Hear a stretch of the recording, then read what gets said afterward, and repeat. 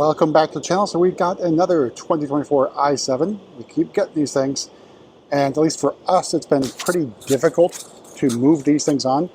And BMW's actually upped the game in terms of dropping the price on this one. So even though this is a very expensive car, obviously 6 figures to start, they're offering basically a $10,000 lease credit if you take delivery of an i7. There's some other discounts as well. I'm sure your local dealer will also happily discount a brand new i7. So this is the 2024. Few changes in terms of packages and availability. Of course, the exact package is back. And that means automatic doors, and you can see crystal headlights as well.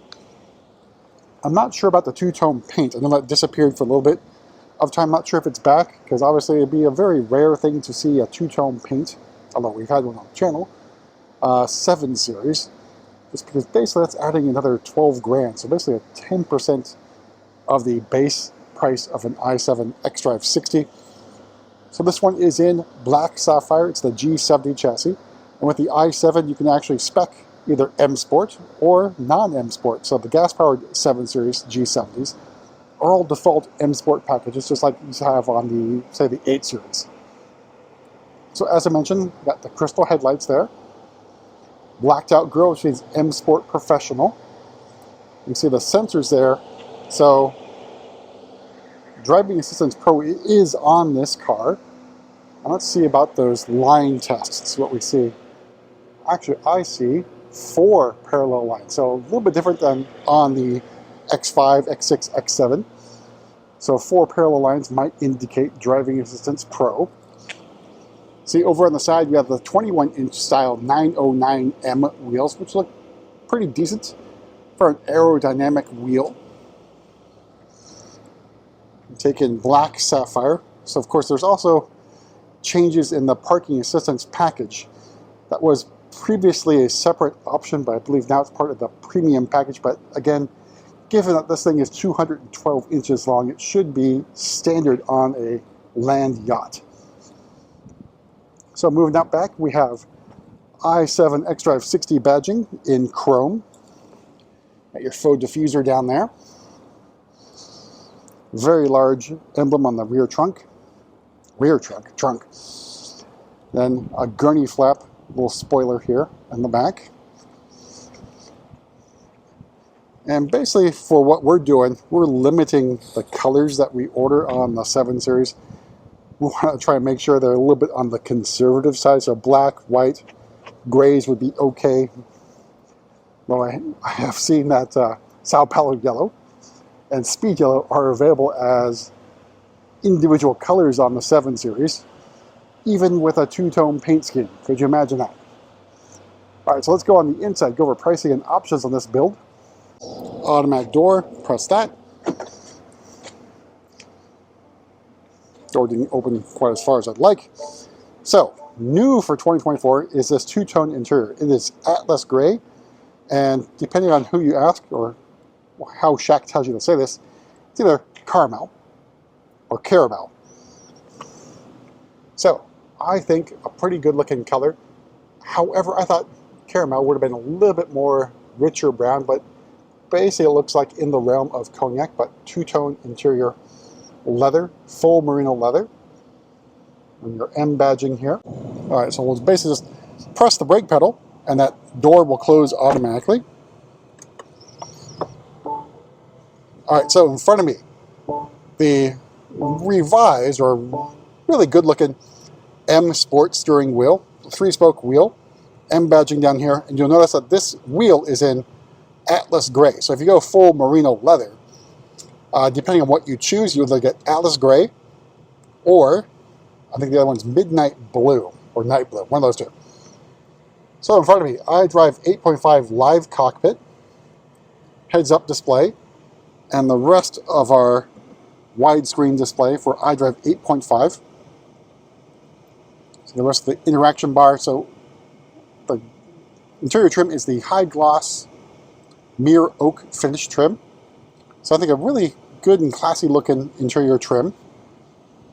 Down here we got crystal for the drive selector nub, iDrive controller, and the scroll wheel for the volume control. Otherwise, I think a pretty good looking interior. It reminds me of the old MacBook Pros with the interaction bars here. Crystal controls for your seats. Again, this is just basic stuff. So there's also a menu here.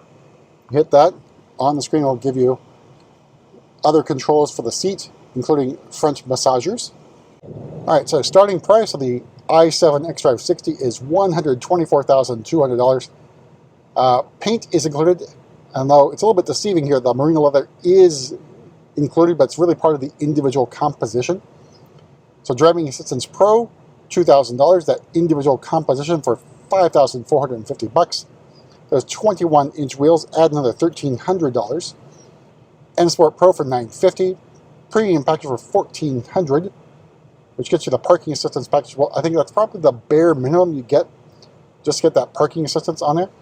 Exec package for $3,700. Take it or leave it. You get automatic doors, crystal headlights, and front massaging seats included in it. So you can actually see this here. All right, and then Bowers Wilkins sound system for another $4,800. All told, MSRP of just over $145,000. So obviously, it's a very expensive car. I should note, opening up the moonroof shade, you have to push forward to open now, so it's opposite of what you're probably used to in BMWs. All right, we're going to hop in the back seat here.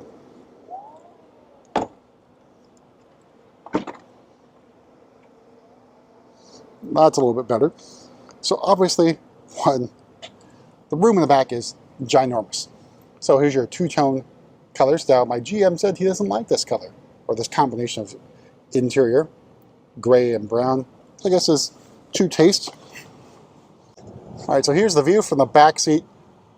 It's like a very modern cockpit. Now we've got our mirror oak high gloss trim over here on the head restraints as well. A pretty nice touch. The Atlas gray there on the center console area. And again, climate control is all done on the displays on the door handles, but fans are right there. We also have USB-C port there in the back of each front seat. I'm pulling this down. It's a little bit extra area here, so that pops open. In the back, you have two USB-C ports right back here for charging. Wireless charging tray in the back as well. Very comfortable back seat. You can also get the rear executive seat lounge. All right, so the other thing missing here, well, among them, is the theater screen and rear executive seating lounge, which gets you rear massaging seats, and of course a lounge area for the right rear passenger. But I don't think you can complain about any room in the back seat of a 7 Series, given that it's so large. Oh, now I realized why it didn't work. Someone had pressed the child locks. That's why the rear seat didn't work.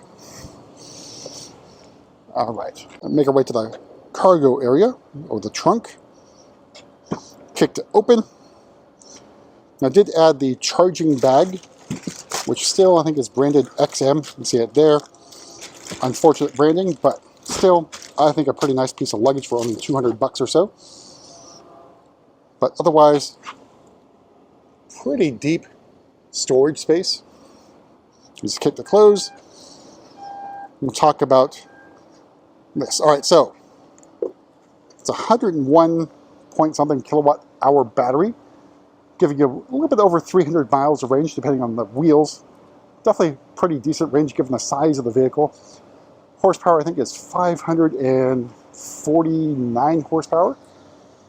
And I forget the torque number, but I'll drop that below here as I'm talking. But otherwise, a very powerful vehicle. Obviously very large. And not a great seller, but I don't think the 7 Series has ever been a fantastic seller for BMW. Of course, depending on where you are in the country or the world, maybe it makes a lot of sense. But looking forward to seeing the i5 as opposed to the i7, see how those do, but we'll see you at the next video.